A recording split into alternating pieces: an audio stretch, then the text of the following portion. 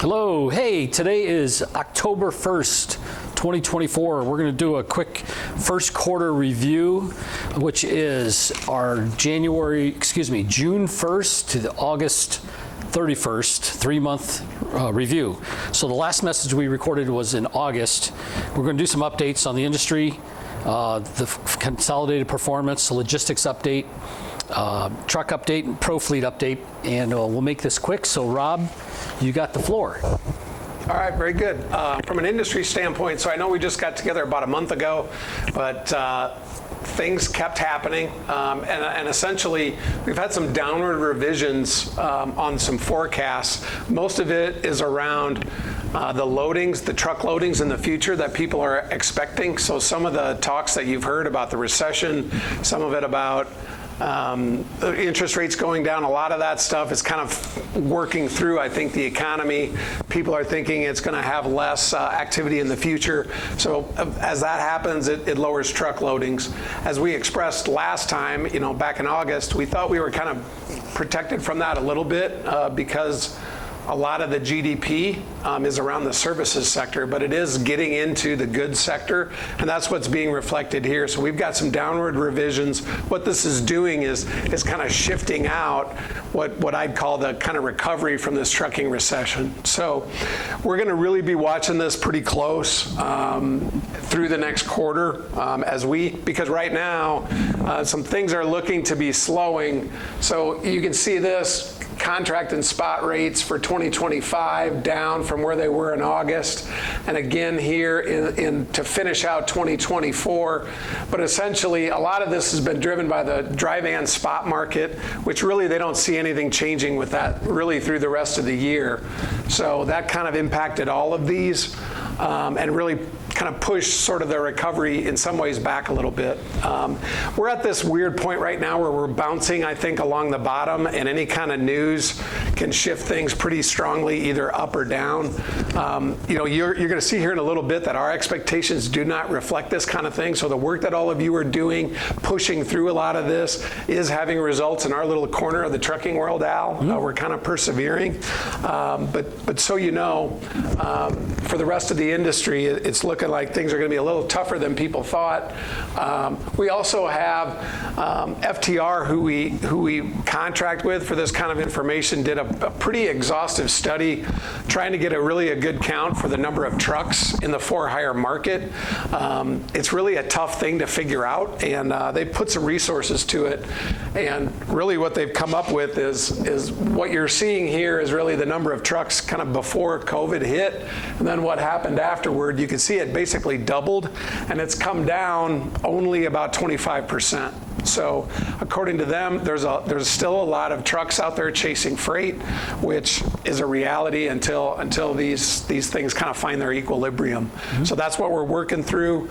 Probably not the best news for us in the last month, but like I said, in our little corner of the world, we seem to be persevering. So thank you to all of you for what you're doing to enable that by coming back every day, giving everything your best, because it is making a difference. And I'm just going to roll right into our performance. So for the quarter, we exceeded our OR for the budget. We exceeded our OR for the prior year quarter at this point in time. So with a 97.5 consolidated operating ratio, the logistics team hit all their sales metrics. There's a little bit of margin compression there that Jesse's going to touch on a little bit.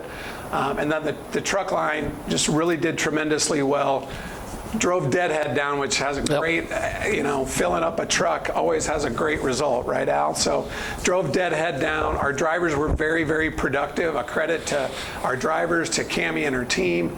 Just a lot of good things. And then the maintenance team as well. We'll get into more of that as we get going. But right now, we feel like our budget for the year, that 97.5 OR is what we had out there for the year. We still think that's in view.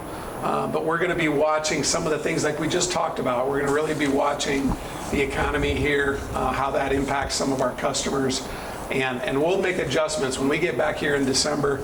We may say something else, but we really have some momentum because a 97.5 OR versus 100 kind of means we have some profits in the bank if we need to use them in the next 3 quarters.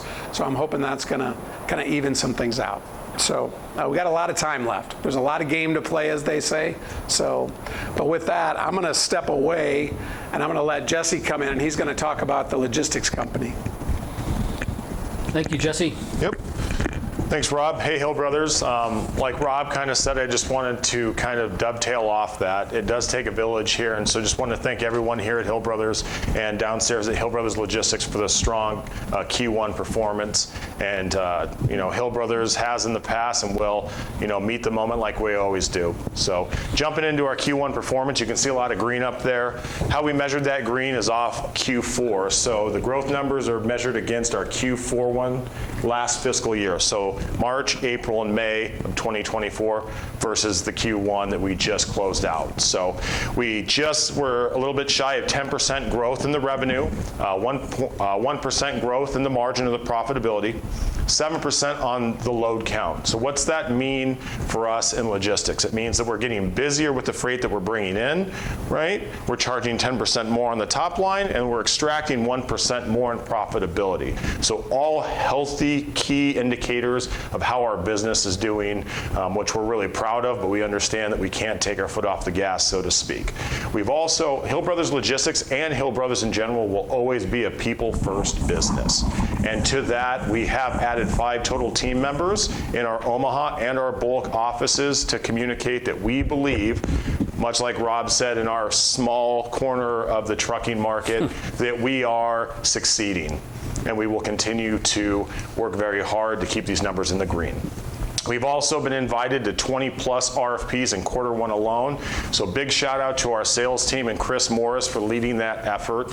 Just to put that in perspective, prior to our sales Mavericks, sorry I let that out of the bag, but that's what our sales team calls themselves, is the sales Mavericks, led by Chris. But prior to our sales Mavericks, we would get about 3 to 4 RFPs a quarter. So as you can see, that we're banging on the right doors, we're talking to the right people, we're asking the right questions, and we're selling them on the Hill Brothers difference, that even in these tougher markets, they're inviting us in to compete for their business. And that's all that we ask, is that we have the ability to compete for their business.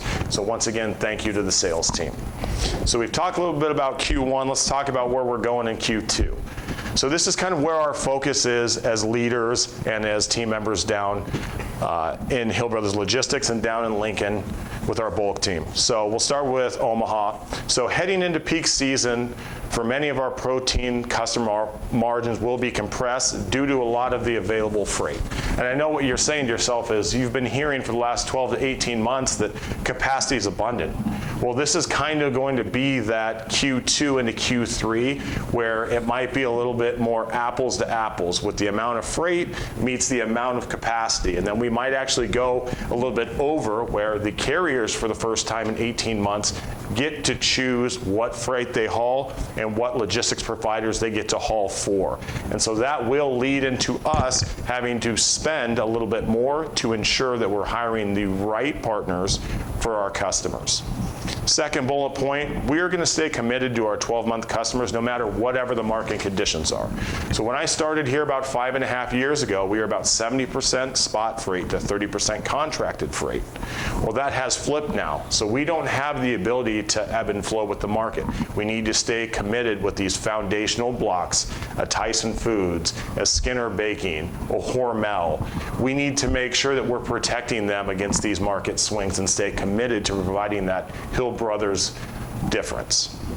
Next, we've got our sales team will continue to provide opportunities as highlighted, banging on doors, selling the HBL difference, continuing to move our numbers in the way that we want to see them here at Hill Brothers.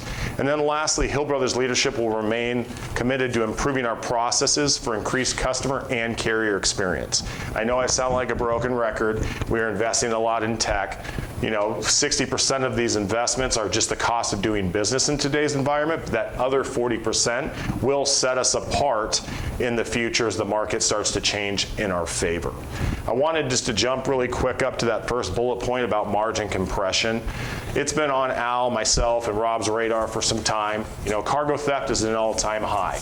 It's on our radar. We're doing things, putting measurements in place to make sure that we protect this organization to keep our business healthy in tougher times. And so what we're doing right now is we're looking at technologies that are going to help us vet carriers to really sniff out the bad actors to make sure a reputable company like HBL is aligned with reputable carriers to provide that support to our carriers, especially in this environment.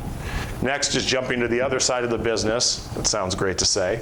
Down to our Lincoln team. Heading into harvest, our bulk team will be very strategic in what they select due to our capacity, leaving the market in droves. So in harvest, which we didn't have to ever really think about here at Hill Brothers Logistics, is we've got farmers, we've got the agricultural side of the business, and they're going to go work on their farms, and they're going to go help their neighbors move those wheats, those grains, taking away from going over the road. So we've got 2 years of trended data now. Just we need to be more strategic, and we can't be as aggressive because our customers are expecting us to deliver. On the other side of that, as we grow, the harvest season will give us opportunity to gain exposure to said customers that were okay with their carrier providers because they had enough capacity and they were sick of logistics companies banging on their doors. So this is the opportunity for Tyler and his team to get in, get exposure, and show them why we believe we're one of the best in class bulk brokerages emerging in today's business.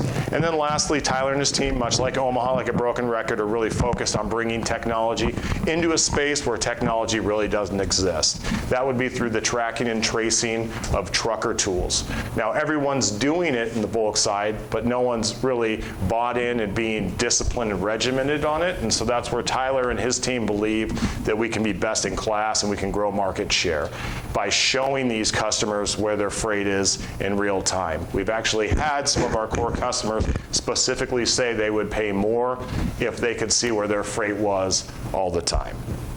So just lastly, want to leave you with this, that much like Rob said, we are seeing some headwinds come into our business. So next time I step in front of you in December, some of our goals for Q2 leading into Q3, or we might have an adjusted budget. But if anything, like I said earlier in the beginning, is Hill Brothers has always met the moment. We'll continue to fight as hard as we can to make this place, I'm a little biased, the greatest transportation provider that's out there.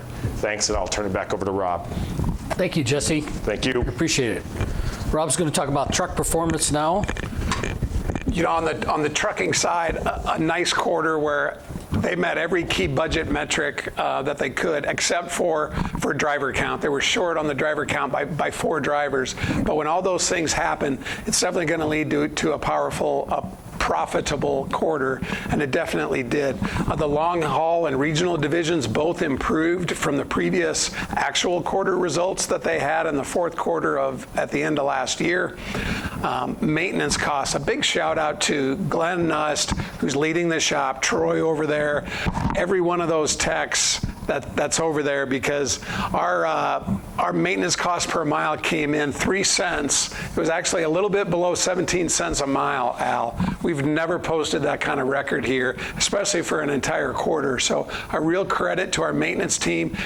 This is work that they've been doing for the last 2 or 3 years, making sure all this equipment is meticulously checked and taken and really fixed in the right way. So there's a lot of work that goes into this, and we're really appreciative to you all for doing that.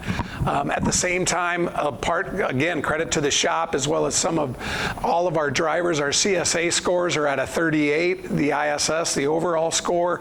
Our hours of service score dropped to 41 in the latest sheet. That's the lowest level we've seen in about 3 years, Al. So there's been a lot of focus on that in the last 18 months, and it's really paid off. We've been in the green now for about 9 months, and it's a good place, and we're making plans. I was just talking with Mitch and Raul how the plans we're going to make to try to actually get even better than we are. So there's more to expect on that. And update the finishing program. essentially is coming to a close here at Hill Brothers. It will be open a little bit for the right kind of student that comes out of our school. May get the opportunity, but it would be on a very limited basis. So for the most part, that program's going to come to a close. And the reason for that really is there's costs associated with a program like that. And really the cost that kind of got away from us a little bit, honestly, was some of the accidents that were being caused. These are new drivers. It's not uncommon that they're going to get into a few more fender benders, Al, but it was getting pretty costly, and that kind of tipped the balance of the cost side. So while those costs were kind of clicking up, our cost to actually find drivers out in the marketplace through our normal recruiting efforts, that's been fairly accessible for us to do. So we've made the decision to close that, simplify our business a little bit, but we may revisit it. Al, it's been a tool we've used in the past, so if things change in the next 6 to 9 months, it may be something that we relook at.